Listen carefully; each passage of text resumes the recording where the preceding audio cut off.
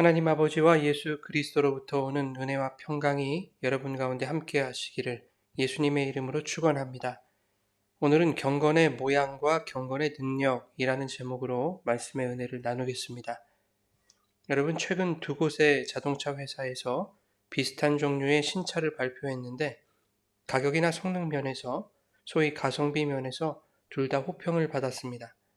그런데 이 둘에 대한 소비자 평가가 극명히 갈리는 요소가 있었습니다. 그것이 뭘까요? 바로 디자인이었습니다.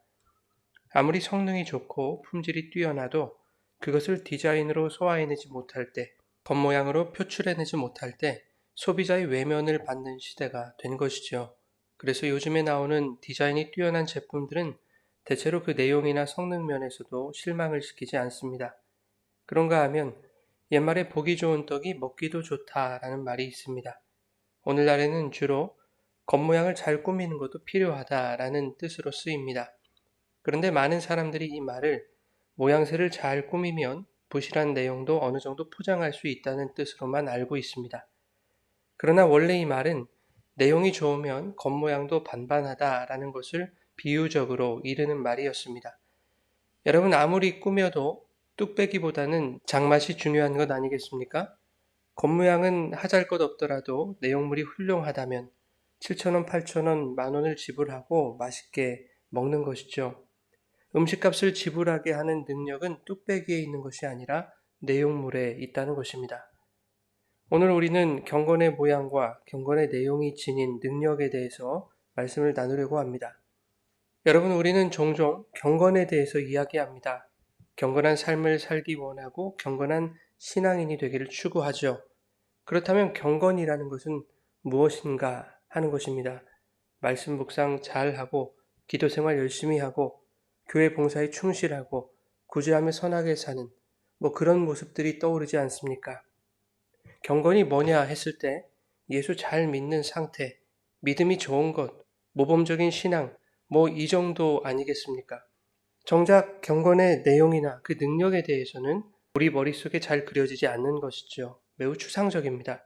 그저 경건하다고 여겨지는 사람들에게서 나타나는 행위적 모습들이 떠오르지 않습니까? 그리고 나도 그들처럼 경건한 신앙인이 되고 싶다라고 생각하며 다짐이라는 것을 하죠. 나도 그렇게 할 거야. 나도 그렇게 되고 말겠어. 그리고는 신앙의 결단이라는 것을 하게 됩니다. 새벽 예배에 빠지지 않기, 하루에 성경 몇 장 읽기, 시간을 정해서 30분, 1시간씩 매일 기도하기, 불평하지 않고 교회 봉사하기, 성내지 않기, 미워하지 않기, 용서하기, 목사 말에 순종하기, 이런 것들이 의미 없다고 말씀을 드리는 것이 아닙니다. 할 수만 있다면 그렇게들 하십시오. 열심히 애를 쓰셔야 됩니다. 그런데 그렇게 애쓰고 시도하는 다짐과 결단을 통해서 우리가 경건에 이를 수 있는가 하는 문제를 제기하고 있는 것입니다. 앞서 말한 이렇게 하고 말겠어, 되고 말겠어, 이러한 다짐과 결단은 그렇게 하면 경건에 이를 수 있다고 기대하고 있다는 의미인 것이죠. 그러니 그들에게 있어 경건이라는 것은 나의 신앙적 다짐과 결단, 즉 내가 어떻게 마음 먹느냐, 그리고 내가 얼마나 노력하고 애쓰느냐에 달려있는 것이 되고 마는 것이죠. 여러분, 우리가 신앙생활을 해오면서 초신자가 아닌 이상 그러한 다짐이나 결단들을 한 번쯤은 해보지 않았습니까? 저도 매년 합니다. 적어도 성경 10독 이상은 해야 되겠다. 올해도 기필코 성경 10독은 하리라 다짐했습니다. 그래서 매일 성경 3시간씩 읽었습니다. 며칠 갔을까요? 일주일 갔습니다. 제가 게을러서 혹은 노느라 성경을 읽지 못한 것이 아닙니다. 저도 매일매일 해야 할 일과가 있지 않습니까? 다른 책들도 읽어야 되고, 말씀 준비도 해야 되고, 매일 성경 묵상 올려야 하는 작업들도 해야 되고, 고등학교 채플 준비도 해야 되고, 여러 가지 일들이 있습니다. 그런데 그 준비할 시간들이 점점 뒤로 밀리게 되니 일과 전체에 지장이 생기죠. 또 가정에 소홀하게 되죠. 건강에 문제가 생기죠. 그러면 도대체 무엇이 경건인가 하는 것입니다. 로마서 12장에 보면 너희 몸을, 너희 일상을 하나님이 기뻐하시는 거룩한 산제사로 드리라 라고 말씀하는데 경건의 모양을 갖추기 위한 결단의 행위들로 인해 몸이 무너지고 가정이 무너지고 일상이 무너지면 하나님이 과연 기뻐하시겠느냐는 말입니다. 경건의 모양을 추구하는 여러분의 다짐과 결단이 일상의 경건을 보장해주지 못한다 하는 것이죠. 아무리 성경 읽고 기도하고 봉사하고 하는 그러한 신앙적인 부분일지라도 그것이 여러분의 일상의 경건을 방해한다면 하나님도 그것을 막으실 것입니다. 그런데 우리는 사실 거기까지 가지도 못하죠. 다짐하고 결단한 것을 수행하는 인간의 신앙적 의지는 그렇게 강하지 못합니다. 그래서 작심 삼일도 안 될 때가 많죠. 하나님이 막으시기보다는 아직은 때가 아닌가 보다 하고 스스로 포기하는 경우가 대부분입니다. 여러분, 우리가 수십 년 신앙생활을 하면서 수없이 많이 다짐하고 결단했던 그것들이 지금 다 어디 갔습니까?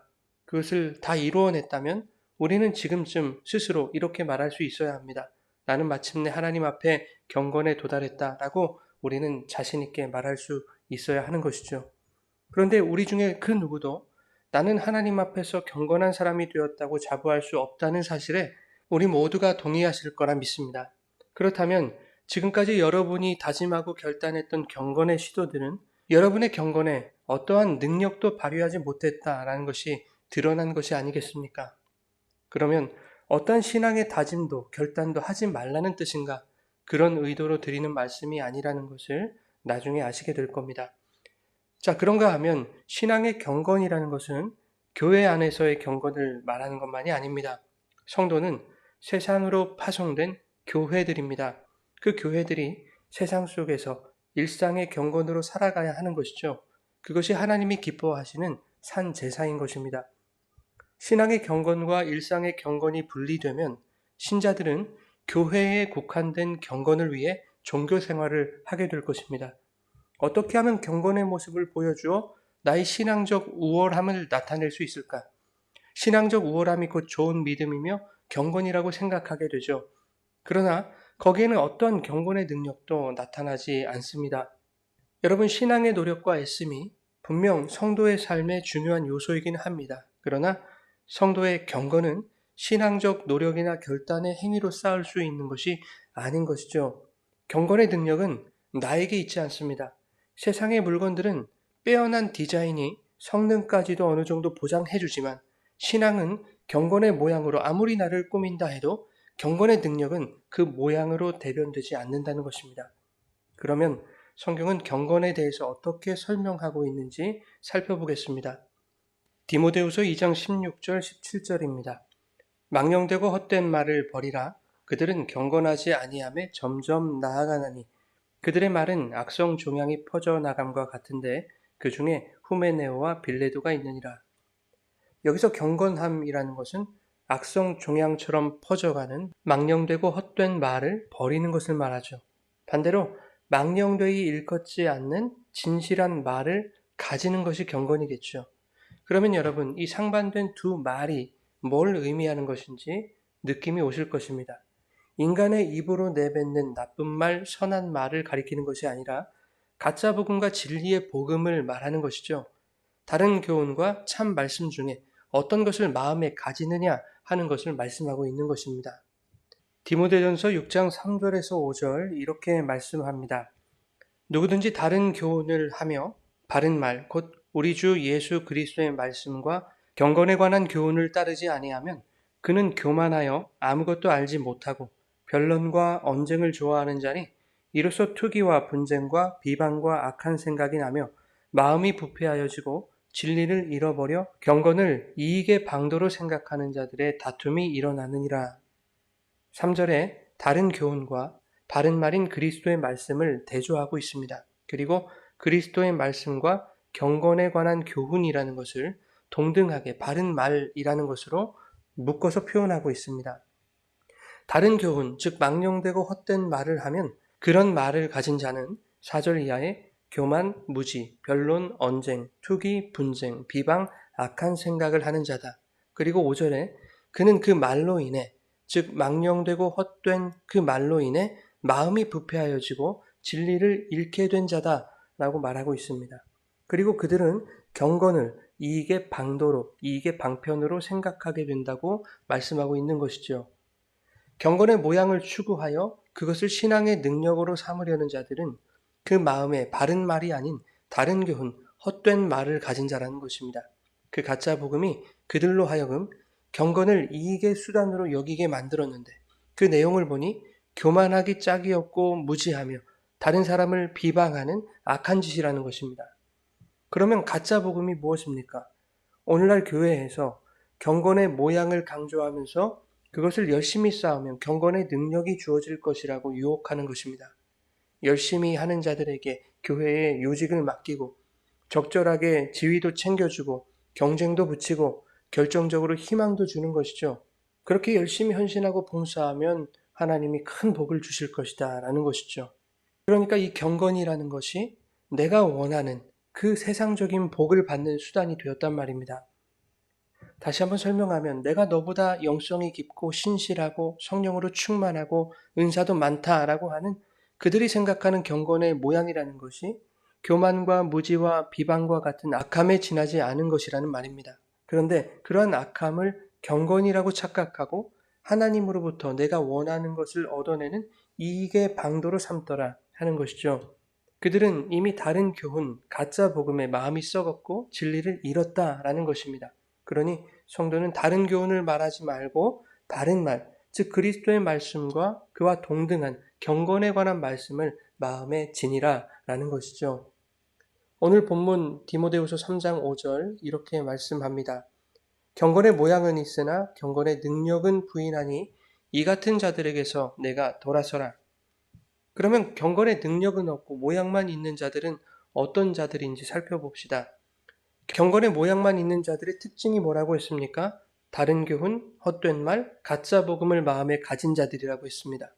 드러나는 모습으로 신앙의 우위를 점하고 싶은 사람들, 그들은 그러한 경건의 모양을 자신의 이익의 방도로 삼으려는 자들인데 그들이 생각하는 진짜 이익이 뭔지를 한번 살펴보겠습니다.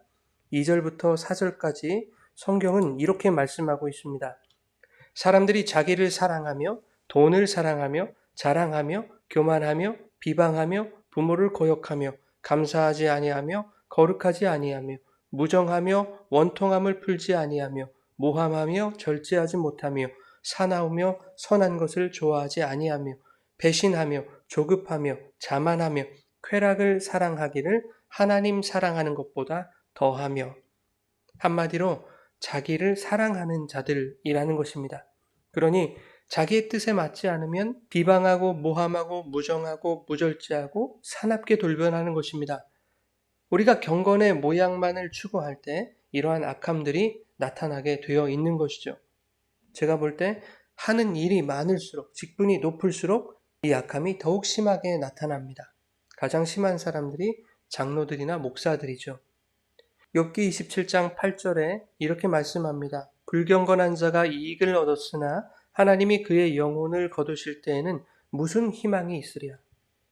여러분, 불경건한 자는 누구입니까? 경건의 모양을 자신의 이익의 방도로 삼는 자들 아니었습니까? 그들이 원하는 이익을 얻었다 한들 마지막 날에 하나님이 그의 영혼을 거두어 가실 것인데 그가 얻은 세상적인 이익들이 무슨 의미가 있냐는 것입니다.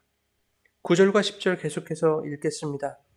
환란이 그에게 닥칠 때에 하나님이 어찌 그의 부르짖음을 들으시랴.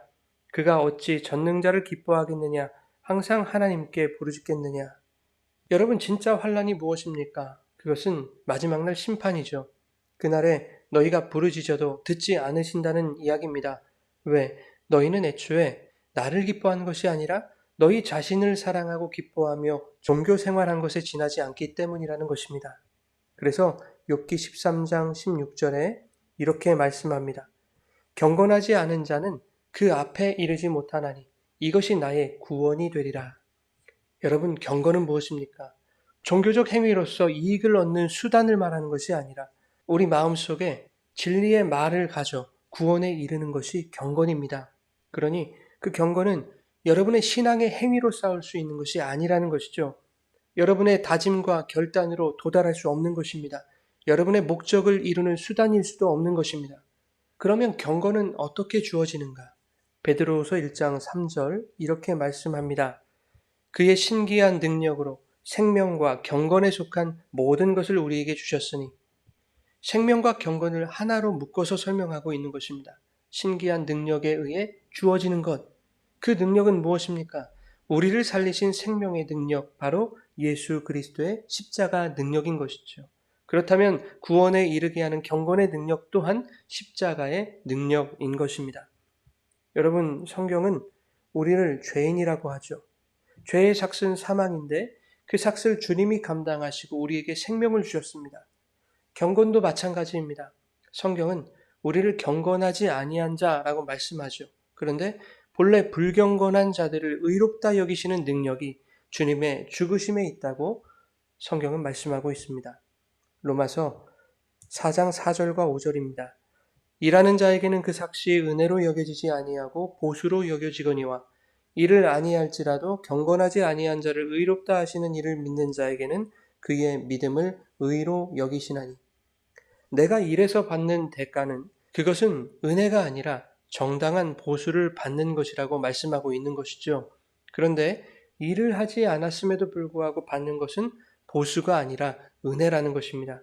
그 은혜의 내용이 뭐냐 하니까 경건하지 아니한 자를 하나님께서 의롭다 여기시고 경건하다 여겨주셨다는 것입니다. 그런데 그 의롭다 여기신 근거, 그 은혜의 근거가 무엇이냐 하는 것입니다. 로마서 5장 6절에 이렇게 말씀합니다. 우리가 아직 연약할 때에 기약대로 그리스도께서 경건하지 않은 자를 위하여 죽으셨도다. 경건하지 않은 자를 위해 죽으신 예수 그리스도로 말미암아 불경건한 자들이 경건에 구원에 이르게 되었음을 말씀하고 있는 것이죠. 여러분, 저는 자주 유혹에 빠집니다. 설교를 준비하면서도 설교를 하는 중에도 유혹에 자주 빠집니다. 설교를 준비하면서는 이 말씀으로 어떻게 성도들의 관심사와 기대치에 부응할 수 있을까? 어떻게 설교하면 좋아들 하실까? 설교하는 중에는 여러분의 표정을 보면서 어떻게 하면 저분들의 마음을 예수가 아닌 다른 것으로 흡족하게 해줄 수 있을까? 그런 유혹에 저는 종종 빠집니다. 왜 목사가 그런 유혹에 빠지는지 아십니까? 분명 저의 부족함도 있을 것입니다. 그러나 수십 년 신앙생활을 했어도 여전히 경건의 능력보다는 경건의 모양을 바라며 그것을 자기 이익의 방도로 삼고 싶어하는 성도들의 헛된 기대감이 그들의 얼굴을 통해 보여지기 때문입니다. 여러분, 성경은 다른 말이 되어서는 안 됩니다. 다른 교훈이 되어서는 안 됩니다. 성경은 오직 하나의 복음이어야 합니다. 죄인인 우리에게 생명을 주시고 불경건한 우리를 구원으로 인도하신 그리스도의 십자가의 능력, 그 복음을 여러분의 관심사로 맞출 수 없는 것이죠. 도리어 여러분의 모든 관심과 소원이 복음으로 맞춰지는 것, 그것이 경건의 능력입니다. 여러분, 바른 말에 집중하십시오. 참된 복음에 여러분을 맞추십시오. 예수는 금 나와라 뚝딱, 은 나와라 뚝딱, 우리 마음대로 휘둘러서 능력을 발휘하는 그런 도깨비 방망이가 아닌 것입니다. 능력은 우리에게 있지 않습니다. 야구 방망이는 야구 선수 손에 들려 있어야 홈런을 때리는 능력으로 나타나는 것이죠. 야구 방망이를 깡패한테 들려주면 그것으로 사람을 죽이는 폭력이 나오는 것입니다. 우리가 경건의 모양을 능력인 양 쥐고 있을 때 우리에게서 나오는 것은 폭력이 될 것입니다. 나의 옳음을 주장하고 나의 신앙의 레벨을 자랑하기 위해 형제를 비방하며 악을 행하는, 종국에는 그것이 나 자신을 죽게 만드는 그러한 폭력 말입니다. 혹여 여러분들 가운데 우리 목사는 맨날 똑같은 얘기만 한다고 불만을 가지실 분이 계실지 모르겠습니다. 적어도 저는 이 성경이 매번 똑같은 이야기여야 한다고 믿는 사람입니다. 성경은 예수 그리스도에 대한 말씀이므로 어떠한 본문을 통해서도 오직 주님만이 드러나셔야 한다고 저는 믿습니다. 여러분, 부부관계에서 바람을 왜 피운다고 생각하십니까? 똑같은 그 사람에게 실증을 느꼈기 때문입니다. 그래서 새로운 사람을 찾는 것이죠. 그러면 부부관계는 그것으로 끝이 나는 것입니다. 마찬가지로 성도들이 말씀을 통해 다른 것을 원한다는 것은 예수가 실증났다는 것입니다. 말씀 속에서 다른 것을 추구하기 시작하면 그것이 예수를 버린 간음이란 말입니다. 성도들이 정말 모르는 것이 있습니다. 목사님, 성경이 예수님에 대한 이야기인지는 우리가 알겠습니다. 그러니 이제는 예수 이야기 그만하시고 우리가 어떻게 살아야 하는지를 좀 가르쳐 주십시오. 여러분, 성도들이 이 성경이라는 것을 우리가 어떻게 윤리적으로 도덕적으로 모범적으로 살아갈 수 있을까? 그러한 어떤 삶의 지침으로 생각하고 있습니다. 인생을 성공하는 101가지 비결, 이런 것들로 생각하고 있습니다. 어떻게 살아야 되는지를 가르쳐 드리면 여러분 그렇게 살 수 있다고 생각하십니까? 수십 년 신앙생활하는 동안 우리는 수많은 설교를 통해서 이렇게 살아라, 저렇게 살아라, 그래야 복을 받는다 하는 이야기들을 숱하게 들어오며 살았습니다. 그런데 그렇게들 잘 사라지던가요? 우리의 경건의 능력, 신앙의 능력은 다짐하고 결단한다고 해서 나오지 않는단 말이죠. 우리의 수많은 다짐과 결단의 결과들이 어떠했는지를 여러분 돌이켜 보십시오. 어디로 사라졌는지 흔적조차 없지 않습니까? 우리의 다짐과 결단으로 인간은 하나님이 원하시는 삶을 살아낼 수가 없습니다. 결단은 결심하고 끊어내는 것을 말하는 것인데 인간은 자기 스스로 죄를 끊어낼 수가 없다는 말입니다. 비단 신앙에 국한되어 말씀드리는 것이 아니죠. 세상도 똑같습니다. 계몽주의가 활발할 때 인간은 가르치고 계도하고 교육하면 선하게 변할 것이라고 기대했습니다. 그러나 그러한 기대가 눈꼽만큼도 의미 없는 것이었음이 1차, 2차 세계대전으로 증명되지 않았습니까? 이 양차 대전으로 셀 수 없는 무고한 생명이 희생을 당했습니다. 세계 열강의 패권주의, 민족 말살주의가 극에 달해서 인간이 인간을 어떻게 이렇게 참혹하게 죽일 수 있을까 싶을 정도로 생명을 하찮게 취급했단 말입니다. 여러분, 계몽과 계도와 교육이 인간을 선하게 바꾸지 못합니다. 그런 우리의 다짐과 결단으로 경건의 능력을 이루어 보겠다는 것은 어불성설인 것입니다. 그럼에도 불구하고 우리에게 다짐과 결단이 필요한 것은 매번 다짐하고 결단하지만 뜻대로 되지 않는 연약한 나를 발견하고 더욱 예수를 찾고 붙들기 위해 우리는 되지도 않는 그 다짐과 결단 따위를 하는 것입니다. 그런 의미에서라면 우리에게 반드시 다짐과 결단은 필요합니다. 여러분, 우리 안에 오직 예수님이 오시는 수밖에 없는 것이죠. 그렇기 때문에 성경은 이 말씀으로도 저 말씀으로도 오직 예수만을 가르치는 것입니다. 너희들은 도무지 안 되니 그 예수를 구하라고 말씀하시는 것입니다. 내 안에 예수가 오시면 그분이 사시고 나는 죽는 것입니다. 예수님이 내 안에 오시면 나를 죽는 길로 인도하셔서 나를 당신과 함께 살게 하시는 것입니다. 예수님 없이 우리에게서 무슨 겸손과 사랑과 용서와 인내와 선행이 나올 수 있습니까? 예수님이 없다면 그것은 다 내가 하는 일 아니겠습니까? 그 모든 것은 경건의 모양일 뿐입니다. 그러나 예수님이 내 안에 계시면 어떠한 상황에서라도 그 상황에 적절하게 우리 안에서 온유가 터져나올 것입니다. 사랑이 흘러나올 것입니다. 용서하게 될 것입니다. 담대한 믿음이 우리의 삶으로 표현될 것입니다. 그런데 그 모든 것은 내가 하는 것이 아니요 예수님이 하시는 것이죠. 내가 죽고 그분이 나타나는 것입니다. 내가 죽을수록 우리의 삶 속에서는 예수님이 나타나게 될 것입니다. 내가 죽을수록 경건의 모양을 내려놓을수록 경건의 능력은 예수 그리스도를 통하여 성령을 통하여 우리의 삶에서 열매로 맺혀질 것입니다. 그렇게 나는 죽고 예수로 사는 경건의 모양은 사라지고 경건의 능력이 나타나는 복된 삶이 되시기를 예수님의 이름으로 축원합니다.